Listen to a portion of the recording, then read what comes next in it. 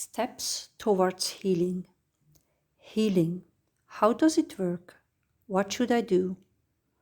I keep hearing from people that they don't know how they can heal or what they should do. And rightly so. In my opinion, the internet is full of methods that seem questionable to me. For example, on the Mexican Costa Maya, there are so many shamans that I wonder where they all come from. I've spoken with several people who have participated in ayahuasca or other ceremonies. It's almost like a hype. Some of them, I must say openly, were somehow abused, harmed, occupied with foreign energies, and stripped of their power. Others had good experiences. It's a misconception to think that you can take something and then the trauma will be resolved. I could be wrong, but I haven't experienced that yet. I can imagine that certain substances alter perception, and through that, a person might begin to shift internally, meaning a change in perspective. When we have something to heal, we repeatedly experience the same situations. These repetitions also point us to our wounds, traumas, and belief systems. There's a podcast titled I Fail Repeatedly, where this is discussed. Normally, we avoid encountering our shadows because we unconsciously know it might hurt. The soul knows everything. Most of us grow up materialistically. The system we live in is geared towards materialism. Alongside this, there is little time to care for the spiritual side of life. The soul is persistent and continuously offers us opportunities to look inward and return to our heart.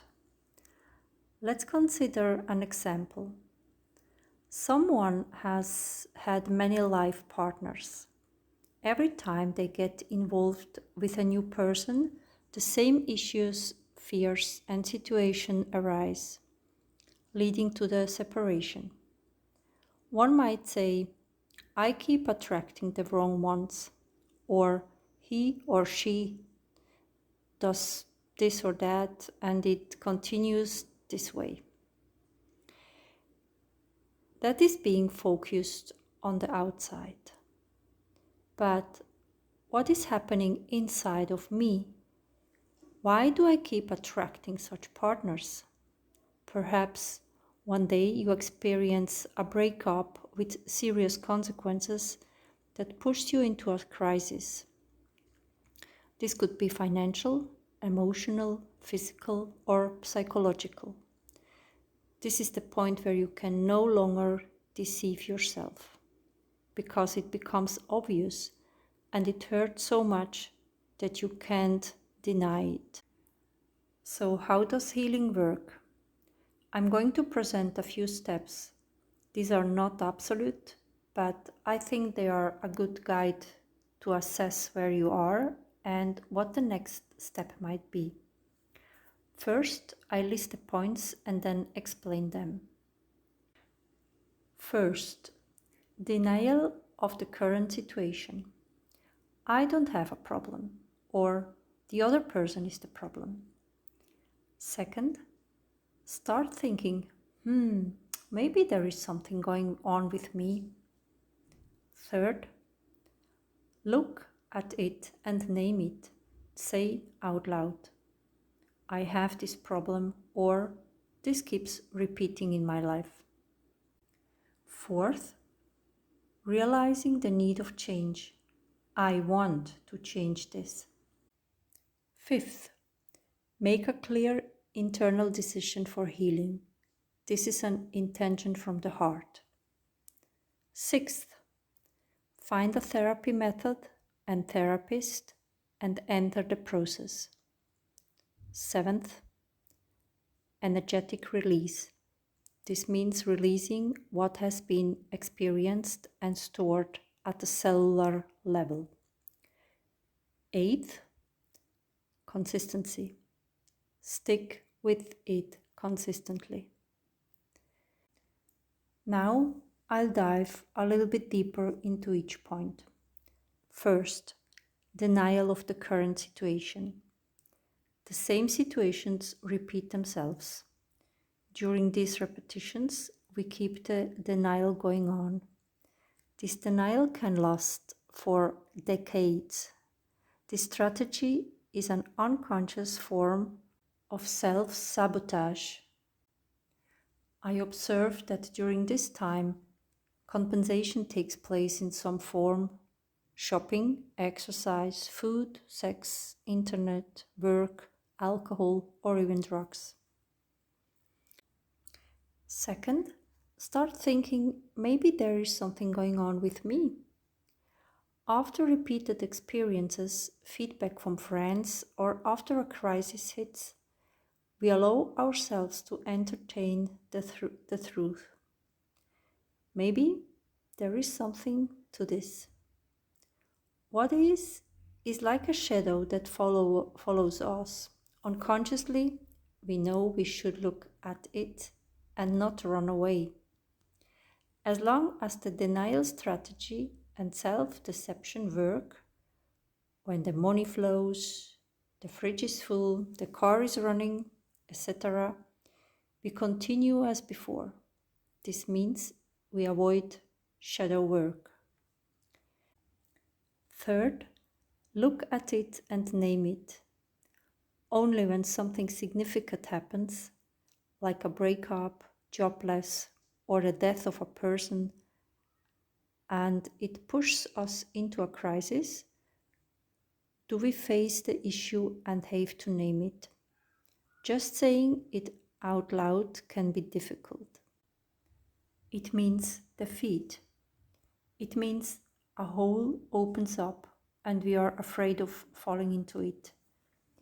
In my view, this is the hardest step because you are directly confronted with the fear and the pain. But the fear and the pain are there, whether we name them consciously, acknowledge them or not.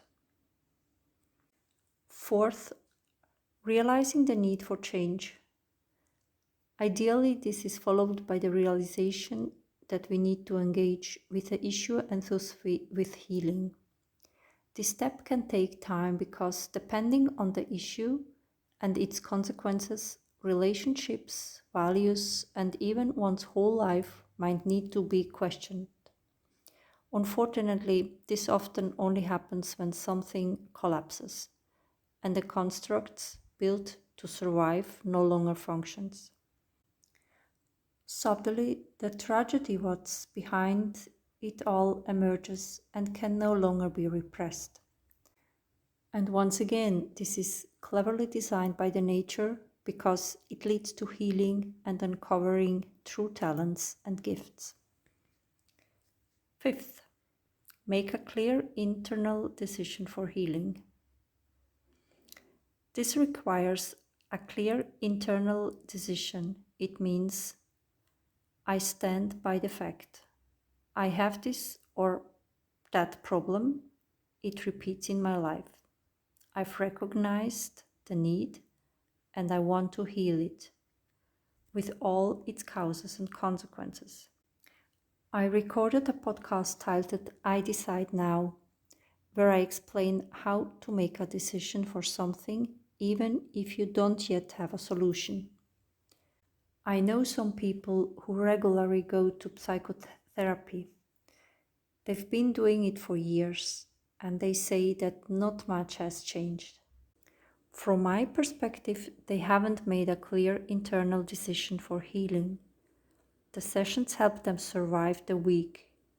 The frequency they emit is, I'm doing something, but I don't want to go deep. It's a way of deceiving oneself. It's also understandable self-protection. Therefore, they find therapists who fulfill this need remaining on the surface. Good therapists can see deeper layers, but if the client is not yet ready for that, no one can help. Sixth, find a therapy method and therapist and enter the process. After making the decision, one can congratulate themselves. Congratulations! This is where the healing work begins. To approach the issue, thematic books or videos can help. If you have good friends, you can ask them for a conversation. That's when you recognize who is a true friend. If that's not possible, you should find a suitable therapy form and a suitable therapist. You can look up different therapy methods online to decide what fits you best. From my experience, life will bring you the right encounters. You can also start by reserving time for yourself every day or once a week. It could be meditate, read a book, take an online course, or get moving. Do what serves you, but engage with yourself. It's possible that as you change, your social circle may also change, if you even had one. Also listen to the podcast when others trigger rejection in me. If someone resonates with me, I offer family constellation, energetic treatments, and healing conversations. Everything also online. Seventh, energetic release. Once an issue has been addressed and deeply understood, in my opinion, it is important to remove the energetic imprint. All experiences related to this issue or trauma are still stored in the cells and other forms of our existence. Feel free to contact me. For a small contribution, I can provide an energetic release specific to your situation. Eighth, consistency. Consistency, consistency, consistency. You must stay committed on the process even if your current situation improves. We have many layers of a single cause within us. All of them need to heal. These are many processes. This work leads to deeper levels and further back in time, even into parallel lives. The good news is that this healing process happens much faster today than they did years ago. This is due to the current energy and all the truth coming to light, both externally and internally. I hope this overview helps you assess where you are and recognize what your next step is. Are you ready for yourself, for your life, to become who you really are? Then go for it. I can do this. You can do this. Together we are the change. With love and gratitude. Now.